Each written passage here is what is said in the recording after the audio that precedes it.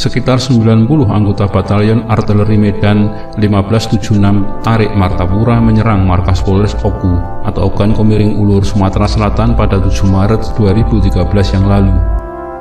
Mereka mengamuk lantaran tak mendapat kejelasan yang memuaskan tentang penanganan kasus penembakan rekan mereka Pratu Heru Octavianus oleh Brigadir Wijaya, anggota Polres Oku. Dalam peristiwa itu, 4 polisi terluka. Dalam sejarah, bentrokan bukan hanya terjadi antara militer dengan polisi. Bentrok sesama militer pernah beberapa kali terjadi. Pada tahun 1964 misalnya, pasukan RPKAD yang kini menjadi Kopassus terlibat baku hantam dengan pasukan KKO yang kini berubah menjadi marinir di lapangan Banteng, Jakarta. Kisahnya bermula dari saling ejek pada suatu pagi ketika mereka sama-sama sedang berlatih di lapangan Banteng. Pasukan KKO waktu itu latihan baris berbaris, sementara pasukan RPKAD sedang berlatih mengemudi mobil. Karena selesai terlebih dahulu, pasukan KKO lalu duduk-duduk istirahat sembari menonton anggota RPKAD berlatih. Entah siapa yang memulai, saling ejek pun terjadi. Selang sesaat kemudian, saling ejek itu berubah menjadi perkelahian massal, tulis Julius Spur dalam buku Beni Murdani Profil Prajurit Negarawan. Baku hantam berlanjut hingga menjelang sore lantaran pasukan RPKAD yang merasa kalah jumlah meminta bantuan rekan-rekannya di Cijantung, sedangkan pasukan KKO yang berasrama di Jalan Kuini yang hanya berseberangan dengan lokasi kejadian. Korban pun berjatuhan dari kedua belah pihak. Saya tengok ke dalam ruang perawatan, kira-kira ada 3 anggota RPKAD dan 10 KKO terbaring berlumuran darah, kenang Beni Murdani yang kelak menjadi Panglima ABRI, sebagaimana dikutip oleh Julius Spur. Beni sendiri kala itu berpangkat mayor dan menjabat sebagai Danyon 1 RPKAD dan berperan penting dalam penyelesaian konflik itu.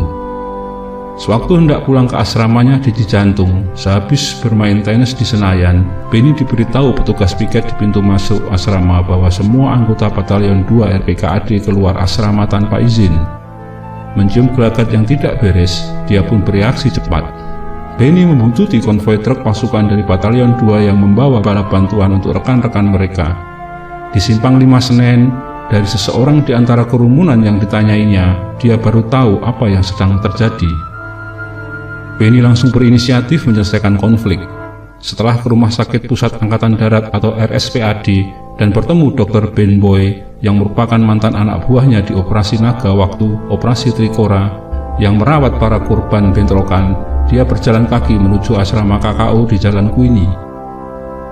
Di pos jaga depan asrama Kuini markas KKO, dia mendapati banyak prajurit KKO bersenjata lengkap sibuk mempersiapkan pertahanan.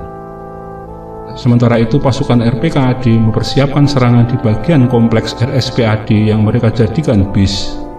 Banyak dari pasukan KKO yang ditemui Beni sore itu berpakaian seragam Cakrabirawa, Resimen Pengawal Presiden Soekarno.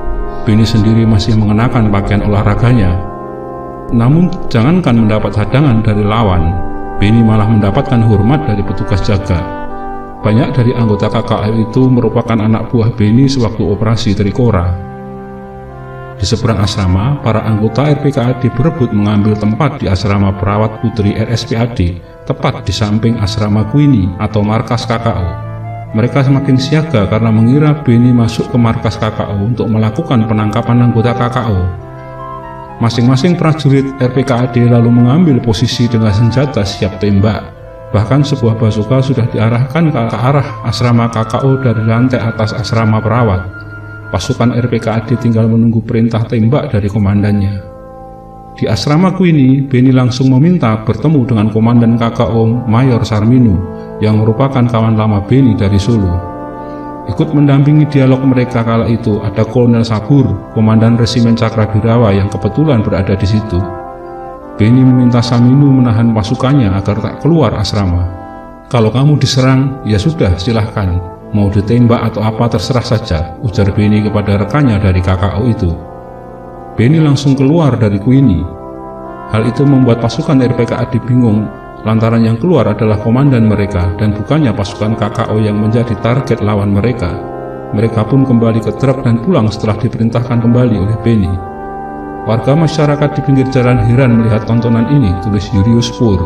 Pertempuran kedua pasukan elit yang semula dikhawatirkan akan meletus mendadak saja bisa berakhir setelah seseorang berpakaian olahraga memerintahkan pasukan RPKAD naik kembali ke atas truk untuk kembali ke markas mereka di Cijantung. Sepenggal kisah ini menjadi pelajaran bagi kita, tapi TNI yang sekarang adalah TNI yang solid, profesional, yang siap menjaga NKRI. Hormat kami dari rakyat Indonesia. Terima kasih Anda telah menonton video ini. Bila Anda berkenan, silakan klik like, komen, subscribe, dan share untuk teman-teman Anda.